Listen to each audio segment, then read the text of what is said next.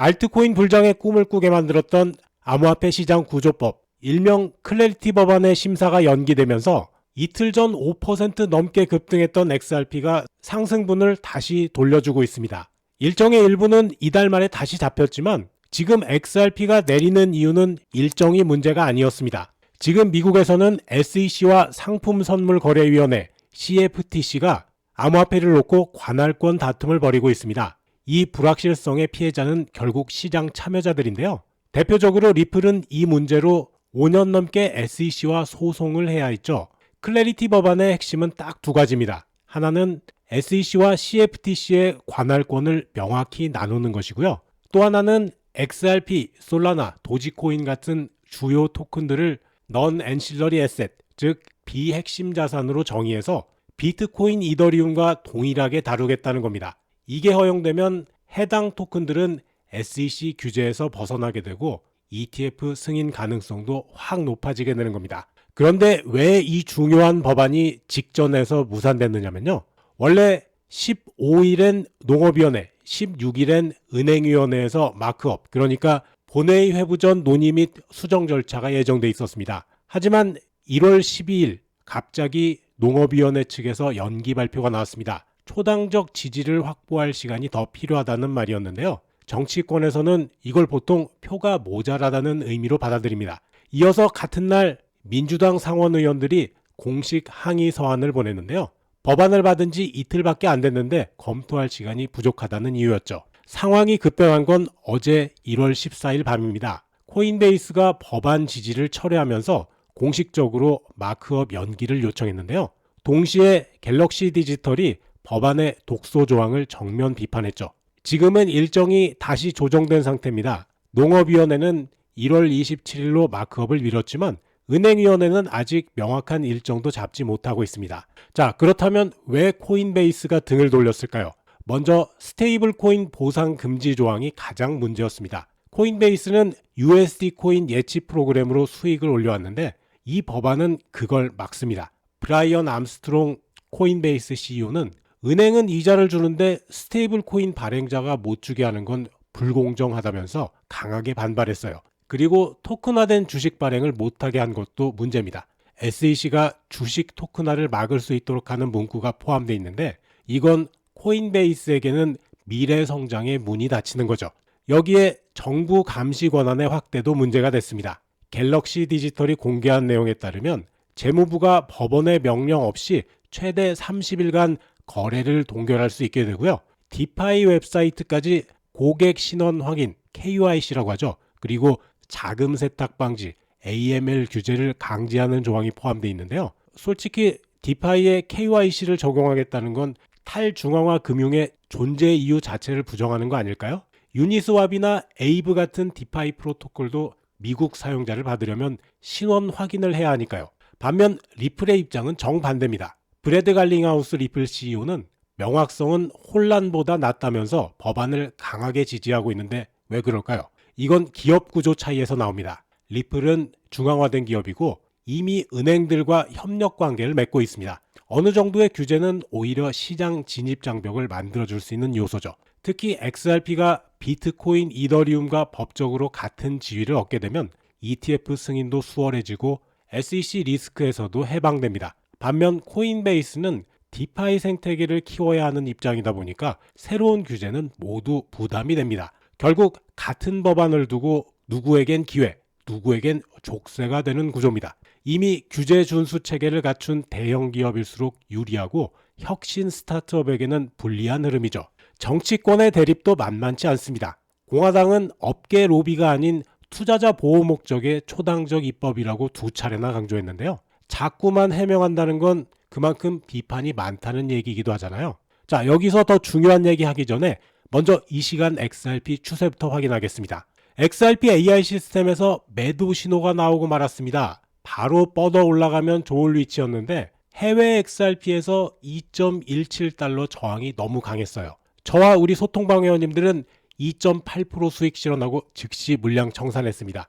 작아도 확실하게 수익 챙겨드린다고 말씀드렸죠.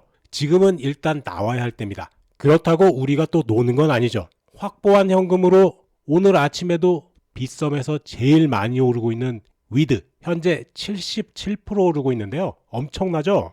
이미 수익 다 챙겨놨습니다. 노는 돈이 있으면 안 됩니다. 그래야 돈이 우리를 부자로 만들어주는 거죠. 비트코인이 박스권을 돌파하고 살짝 눌림목을 형성하고 있습니다. 하지만 쉽지 않은 위치에서 볼린저 밴드 상단을 돌파했기 때문에 아직은 완전히 추세를 돌파하고 오르는지 확신하기는 어렵습니다. 구름대 상단을 돌파한 상황에서 위쪽으로 121선까지는 무난해 보이는데요. 바로 여기가 10만 달러입니다. 계속해서 좋은 분위기 이어지길 기대해 봅니다. 물론 아무도 추세를 단언할 수는 없습니다. 이런 건 누구도 알 수 없고 스스로 판단하실 필요도 없어요. 자, 들어갈 때와 나올 때 미리 살까 말까 고민할 필요가 없습니다. 올라갈 때가 되면 얘가 다 알아서 알려주니까 그냥 매수하라고 이렇게 알려줄 때 그때 들어가시면 되겠습니다. 작아도 수익 확실하게 챙겨드리니까 이 신호대로만 한번 해보세요. 이거 얼마나 편합니까? 이래야 투자든 생활이든 할 수가 있습니다. 자, 여러분들 XRP AI 시스템 이거 승률 얼마라고 써있죠? 100%입니다. 100%. 이대로만 하시면 차트나 뉴스 시황 다 필요 없습니다. 별거 없어요. 매수하라 할 때 매수하시고요. 매도 문자 받으시면 그냥 나와버리세요. XRP만으로도 한 달에 30%씩 수익이 나는데요. 계좌에 1000만원 넣고 300씩 가져간다 생각하시면 됩니다. 자, 그런데 코인으로 30%는 좀 작잖아요. 지금 업비트 보시면 막 올라오는 종목들 엄청나게 많아요. 다들 부자 돼서 잘 살고 싶어서 코인 하시는데 하루에 1, 2% 오르는 코인들만 다 갖고 있어서 어떻게 부자 되겠냐고요. 하지만 부자가 되려면 다른 부자들처럼 비트코인, 이더리움, XRP, 솔라나 같이 묵직한 종목 무조건 갖고 있어야 되고요. 추가로 계좌를 불려줄 그 무언가가 있어야겠죠. 그래야 여러분도 인생이 좀 바뀌지 않겠습니까? 자, 어제 오늘 시장 굉장히 어려운데요. 이거 제 빗썸 실계좌입니다. 매일 1000만원에 맞춰서 다시 시작하는 데이 트레이딩 계좌로 오늘 오전까지 241만원 벌었습니다. 저는 시장에서 매일 1급을 받고 있어요. 여러분들 연초에 이것저것 비용 많이 들잖아요. 딱 몇 시간만 저와 함께 하시면 됩니다. 소통방에 계속 계실 필요도 없어요. 가끔씩 문자만 확인하시면 됩니다. 100만원이면 2, 30만원, 500만원이면 100에서 150이 들어오는데요. 저 보세요. 1000만원에 250 정도 들어오는 게 공식처럼 돼 있습니다. 시장이 오르고 내리는 거 전혀 상관없고요. 움직이는 종목 귀신같이 찾아 들어갑니다. 지금 우리 소통방에서는 인생이 바뀌는 분들이 속출하고 있는데요. 자, 업비트에서 제일 많이 오르고 있는 이 세이프 보세요. 17% 오르고 있는데요. 이 종목 그저께 매수 나왔습니다. 업비트 세이프 30분 봉인데요. 그저께 한번 먹었어요. 매도 안 나와서 오늘 아침에 또 들어갔습니다. 그저께 37%, 오늘 24%인데요. 제가 항상 말씀드리죠. 30%, 20%, 50% 이거 의미 없습니다. 여러분들 이렇게 많이 먹으라 얘기 안 해요. 딱 5에서 10%만 드세요. 1000만원이면 50만원에서 100만원입니다. 한 달이면 1500에서 3000이에요. 부자 되겠어요? 아니에요? 6800명이 같이 들고 갑니다. 이거 못 먹을 수 있을까요? 제가 하자는 대로 조금만 신경 쓰시면 다 할 수 있습니다. 이런 거 어떻게 알고 들어갈 겁니까? AI 시스템 아니면 눈으로는 못 찾아요. 저를 믿지 마시고요. 여기 써있는 이 숫자와 데이터를 믿으시기 바랍니다. 우리 회원님들 6800명 넘습니다. 매수 신호 하나 나오면 이렇게 6800명씩 매수해 버리는데요. 여기 이렇게 생긴 조그만한 숟가락 하나만 얹으세요. 누구나 다 할 수 있습니다. 지금 알트코인들 매수세 너무 좋다고 그랬어요. 최근에 굉장히 많은 분들이 소통방 오셔서 손실 다 회복하시고 빠르게 계좌를 불리고 계십니다. 이 기회를 놓치면 안 돼요. 더 중요한 건 이분들이 자신감을 회복하고 계신다는 거예요. 자, 회복하실 분들 그리고 간절하신 분들 지금 소통방에서 저점에서 올라오는 이런 급등 종목들로만 매매 타점 공유해드리고 있으니까요. 아직 저희 소통방에 가입 안 하신 분들은 먼저 구독과 좋아요 꼭 한 번씩 눌러주시고 영상 하단 설명에 있는 수익남과 함께 부자되기 링크 클릭, 그러면 나오는 이 양식에서 맨 위쪽에 보이는 실시간 소통방 입장 체크하시고 아래쪽 빈칸에 연락받으실 핸드폰 번호 남겨주시면 제가 확인하는 대로 바로 연락드리겠습니다. 서브 채널 비트코인 투자 채널에서는 본 채널에서 시간상 다루지 못하는 내용을 여러 가지 데이터 분석 방법으로 검증하면서 보다 깊이 있는 정보를 전해드리고 있는데요. 지금 보시는 영상 아래쪽 설명에 있는 바로가기 링크를 누르시면 해당 채널로 바로 이동합니다. 실시간 코인 시장 분석을 비롯해서 수익률 높은 종목 추천도 수시로 나가고 있으니까 비트코인 투자 채널도 많이 구독해 주시면 감사하겠습니다. 자, 민주당 내부는 더 복잡합니다.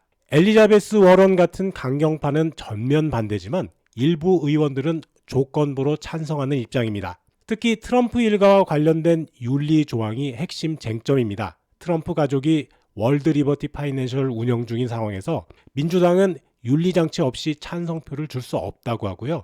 반면 공화당은 그건 법안에 들어갈 사안이 아니다라면서 단칼에 거절합니다. 하지만 법안을 상원에서 통과시키려면